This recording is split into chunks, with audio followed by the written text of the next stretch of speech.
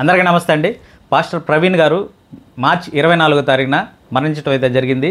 ఆ విషయం రెండు తెలుగు రాష్ట్రాల్లో ఎంత సంచలనం రేపిందో అందరికీ తెలిసిందే. ఏపీ పోలీసులు అయితే ఈ ప్రవీణ్ గారి కేసు గురించి ఈరోజు అయితే ఫుల్ స్టాప్ పెట్టడం జరిగింది. ఏ విధంగా అంటే వాళ్ళు ఎంక్వైరీ పూర్తి వివరాలు పిన్ టు పిన్ దర్యాప్తు చేసి మనకి ఈరోజు ఆధారాలతోటి మీడియా ముఖంగా చూపించడం అయితే జరిగింది. ప్రవీణ్ గారు 24వ తారీఖున మధ్యాహ్నం 12 గంటల సమయం నుంచి ఇంటి దగ్గర నుంచి బయలుదేరిన సమయం నుంచి ఆయన మరణించిన రాత్రి 11:45 వరకు ఏమేమి జరిగిందో, ఎక్కడెక్కడ ఆగారు, ఏమేం చేశారు అనే విషయాలన్నింటినీ మనకి వీడియో ప్రూఫ్తో సహా చూపించి వివరణ ఇవ్వటం జరిగింది. పోలీసులు చూపించిన ప్రూఫ్స్ ఆధారంగా మనకు కనిపించింది ఏంటంటే ఆయన బయలుదేరినక్కడి నుంచి 3 సార్లు ఆయన మద్యం కొన్నట్టుగా ఉంది. అలాగే 3 సార్లు ఆయన పట్టడం కూడా జరిగింది. ఈ విషయాలన్నీ పోలీసులు మనకి పిన్ టు పిన్ వీడియో రూపంలో ఆధారాలతో సహా చూపించడం అయితే జరిగింది. అయితే ఇక్కడ కొన్ని ప్రశ్నలకి ఐజీ గారు జవాబిస్తూ, అయితే ఈ మద్యం కొన్నది ప్రవీణ్ గారేనా అంటే ఆయన మాస్క్ వేసుకున్నారు కదా ఆయనేనా అంటే గత కొన్ని రోజుల నుంచి కొన్ని అనుమానాలు రేకెత్తిస్తున్నారు మన క్రిస్టియన్ సంఘాల నుంచి, అలాగే క్రిస్టియన్ సోదరులు చాలామంది. పోలీసుల ఎంక్వైరీలో భాగంగా మద్యం కొన్నది ప్రవీణ్ గారే అని ఎలా కన్ఫర్మ్ చేశారంటే వీళ్ళు ఫోన్పే స్టేట్మెంట్, ప్రవీణ్ గారు ఏదైతే ఫోన్పే నుంచి మద్యం దుకాణాల్లో ఆయన పేమెంట్ చేశారో దాని ఆధారంగా తీసుకొని అదే టైంకి ఈ సీసీటీవీ ఫుటేజ్ టైంకి రెండు మ్యాచ్ చేసేసి మనకైతే చూపించడం జరిగింది. ఇందులో నమ్మకపోవటానికి పెద్ద ఆస్కారం ఏం లేదు. అందుకే ఇక్కడ ప్రూఫ్తో విత్ ప్రూఫ్ టైమింగ్తో అంత డీటెయిల్డ్గా వాళ్ళు వివరణ అయితే ఇవ్వడం జరిగింది. పోలీసులు ఇన్ని ఆధారాలతో సహా వాళ్ళు క్లారిఫై చేసినా కానీ ఇంకా డౌట్లు రేకెత్తిస్తున్నారు. ఆ మాస్క్ తీసిన ఇమేజ్ చూపించండి అంటారు. ఆయన మాస్క్ తీసినప్పుడు ఆ క్యాప్చర్ అయితే కదా వీళ్ళు చూపించడానికి, మాస్క్ ఉన్నదే కదా చూపిస్తారు. ఒక షాప్ దగ్గర అయితే ఆయన గ్లాస్ పెట్టుకున్నారు విత్ మాస్క్ తోటి, హెల్మెట్ తోటి.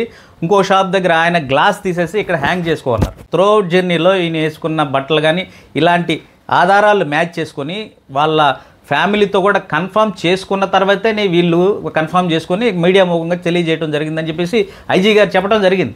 మళ్ళీ ఇంకో ప్రశ్న, పాస్టర్లు మద్యం తీసుకోరు కదా, మద్యం ఎలా తీసుకుంటారు, ఆ మద్యం తాగేది చూపించండి అంటారు. ఫ్యామిలీతో డిస్కస్ చేసిన తర్వాతే ఆ వీడియోలు రిలీజ్ చేయాలి, కాకపోతే ఆ విషయాలన్నీ మా దగ్గర రెడీగా ఉన్నాయి అని కూడా చెప్పడం జరిగింది.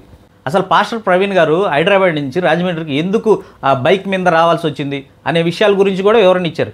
ఏ విషయం ఏంటంటే ఆయన గతంలో రాజమండ్రిలో ఒక స్థలం కొన్నారు. ఆ స్థలంలో బైబిల్ కాలేజ్ కట్టించాలనే ఉద్దేశంతో ఆయన గతంలో కూడా విజిట్ చేయడం జరిగింది అనే విషయాల గురించి చెప్తా అసలు ఆయన బయలుదేరిన విషయం వాళ్ళ ఫ్యామిలీకి అలాగే రాజమండ్రిలో ఉన్నటువంటి వాళ్ళ మిత్రుడికి మాత్రమే తెలుసు, మరి ఇంకెవరికి తెలియదు అనే విషయాల గురించి కూడా చెప్పడం జరిగింది మన ఐజీ గారు. ప్రవీణ్ గారు ఫోన్లో ఏ విషయాలు మాట్లాడారు అనే విషయాల గురించి అయితే గోప్యంగా ఉంచడం జరిగింది. ఎందుకంటే అది కొన్ని పర్సనల్ ఉంటాయి కాబట్టి వాళ్ళ ఫ్యామిలీతో డిస్కస్ చేసిన తర్వాతే పెట్టవలసి వస్తే బయటికి పెడతాం, కానీ మేము ఇప్పుడు పెట్టలేము, చూపించలేము, వినిపించలేము అని చెప్పేసి ఐజీ గారు చెప్పడం జరిగింది. ఇప్పుడు పాస్టర్స్ మద్యం తీసుకుంటారా, లేదు ఆయన తీసుకోలేదు అనే విషయాల గురించి కొంత క్రిస్టియన్ సంఘాల నుంచి ప్రశ్నలు అయితే వస్తున్నాయి.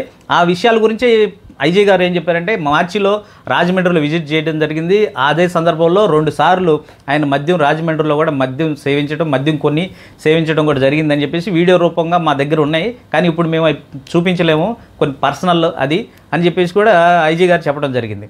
ఆయన బండి ఎందుకు వేసుకొచ్చారు అనే విషయం గురించి మళ్ళీ రివీల్ చేస్తూ ఇక్కడ అంటే ఏదైతే ఆ కాలేజ్ పనులు ఆయన స్థలం కొన్నారు కదా వాటి విషయం గురించి ఇక్కడ లోకల్లో తిరగటానికి ఆయనకి బండి అవసరం ఉంటుంది కాబట్టి అందు గురించి అక్కడి నుంచి ఆయన బండి వేసుకోరావడం జరిగిందని చెప్పేసి క్లారిటీ ఇచ్చారు. 24వ తారీఖు పాస్టర్ గారు మరణించిన దగ్గర నుంచి క్రైస్తవ సంఘాల నుంచి అలాగే పాస్టర్స్ కొంతమంది వారి అభిమానుల నుంచి అనుమానాలు అయితే రేకెత్తిచ్చారు. అయితే ఆయన మరణించడం సహజం కాదు, యాక్సిడెంట్ కాదు, ఎవరో చంపించారు అనే విషయాల గురించి మీడియా ముఖంగా తెలియజేయడం జరిగింది. వారిలో కేఏ పాల్ గారు అయితే కానీ, మన హర్ష్ కుమార్ గారు, అలాగే అజయ్ అని, అలాగే లింగం గారు, వీళ్ళందరూ వచ్చేసి రెచ్చగొట్టే విధంగా, మత ఘర్షణలు జరిగే విధంగా, పరామతాలని ద్వేషించే విధంగా మాట్లాడటం జరిగింది. అయితే ఈ విషయం మీద డోస్ ఎక్కువైతే మత ఘర్షణలు జరిగేదానికి అవకాశం ఉందని చెప్పేసి పోలీసులు అయితే ఈ విషయంలో ఈ కేసు దర్యాప్తులు మాత్రం వాళ్ళకి సెల్యూట్ చేసుకోవాలి. ఎందుకంటే అంటే ఎవరైతే రెచ్చగొట్టే విధంగా మాట్లాడుతున్నారో వారిని కంట్రోల్ చేసే దాని గురించి వారి మీద వారికి నోటీసులు అయితే ఇష్యూ చేయడం జరిగింది. కొంతమంది అరెస్ట్ కూడా చేయడం జరిగింది.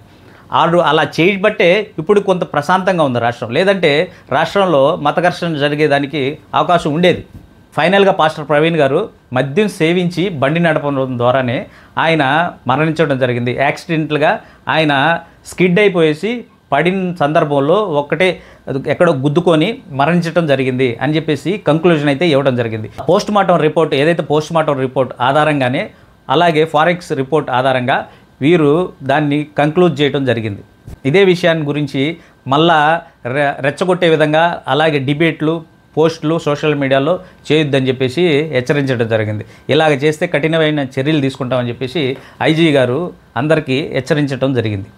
సో కాబట్టి ఈ విషయాలన్నీ ఇంతటితో ఫుల్ స్టాప్ పెట్టేస్తే మంచిదని నేను కోరుకుంటున్నాను. ఎందుకంటే పోలీసులే వాళ్ళ మీద గౌరవం ఉంచాలి మనం. వాళ్ళే మనకి ఫైనల్ రిపోర్ట్ కంక్లూజన్ ఇచ్చారు. మద్యం సేవించే ఆయన ప్రమాదవశాత్తు ఆయన మరణించడం జరిగింది అని చెప్పేసి ఒక కంక్లూజన్ ఇచ్చారు. ఇంకెంతకంటే ఆధారాలు కావాలని అంటే ఇది సిబిఐకో ఎక్కడికో వెళ్ళిపోవాలి ఈ కేసు. ఎందుకంటే ఈ కేసు గురించి మీ దగ్గర ఎవరైతే అనుమానాలు రేకెత్తిస్తున్నారో, మీ దగ్గర ఏమన్నా కేసుకు సంబంధించి ఆధారాలు ఏమైనా ఉంటే, అంటే ఆయన్ని ఎవరో చంపారు అని చెప్పేసి మీరు చెప్తున్నారో, వారు ఎవరైనా కానీ మీ దగ్గరికి ఏదైనా ఆధారాలు కానీ ఉంటే మా దగ్గర తీసుకురండి అని చెప్పేసి 14 రోజులు మనకి టైం ఇవ్వడం జరిగింది. ఎవరు దాని గురించి అయితే ఎవరు చెప్పలేదు. మా దగ్గర ఆధారాలు లేవు అని చెప్పేసి పోలీసులకు చెప్పారు. కాబట్టే వాళ్ళు ఫైనల్ కంక్లూజన్ తోటి మనకి ఈరోజు మీడియా ముఖంగా వచ్చేసి చెప్పడం జరిగింది. వారు మద్యం సేవించే ప్రమాదవశాత్తు మరణించడం జరిగిందని చెప్పేసి పోలీసులు చెప్పడం జరిగింది. సో కాబట్టి ఈ విషయాన్ని ఇంతటితో క్లోజ్ చేయడం మంచిదని నేను కూడా కోరుకుంటున్నాను. మళ్ళీ నేను రిక్వెస్ట్ చేస్తున్నాను, మద్యం సేవించి ఎవరు బండ్లు నడపొద్దండి. మీ ఫ్యామిలీలు మీ గురించి ఎంతో ఆశతోటి ఇంటికి మళ్ళీ ఎప్పుడు వస్తారని చెప్పేసి ఎదురు చూస్తూ ఉంటారు. ఇది దృష్టిలో పెట్టుకొని మద్యం తాగినప్పుడు మాత్రం బండ్లు నడపొద్దని చెప్పేసి మళ్ళీ మిమ్మల్ని రిక్వెస్ట్ చేస్తున్నాను.